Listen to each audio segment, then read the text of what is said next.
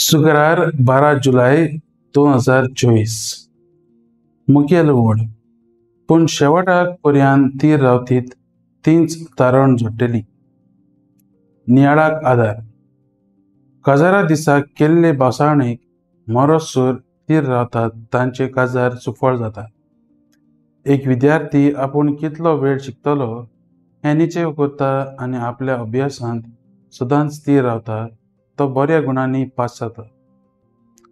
कसलेंय काम बरे भाशेन जातलें जाल्यार तातूंत तीर रावप भोव गरजेचें.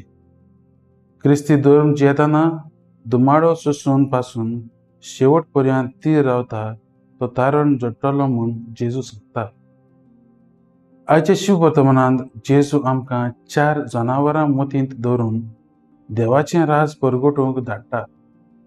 जेजू आमचो गुरू आनी आमी ताचे शिस. तो आमचो रुचणार म्हणटोच मनशाच्या जनावरांची सगळी जानवाय ताका आसा. आयज आमच्या देशांत क्रिस्ती धर्म जियेवंक एक व्हड आव्हान जाल्लां. जेजूक साक्षी दितल्यांचेर वेता थंय जुलूम जाल्लो दिसून येता. हालींच आमी पळयलां केसरी रंगाची न्हेसण घालून थोड्यांनी क्रिस्ती लोक रावतल्या जाग्यांनी येवन व्हडली बोवाळ करून भिवपाचे प्रयत्न केला.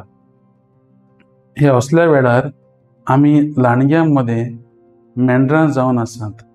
सर्पा परी चतूर रावन दुस्मनाच्या नाटबुद्धी आमी पळयोवया, पारखुया आनी पयसावया.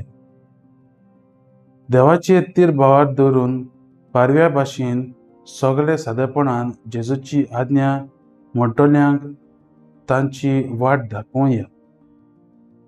ताचे सोडवणेचो संतोश जोडून घेवंक आमी मरोसूर ताच्यान तीर आमकां सांबाळ म्हूण मागणें करुया.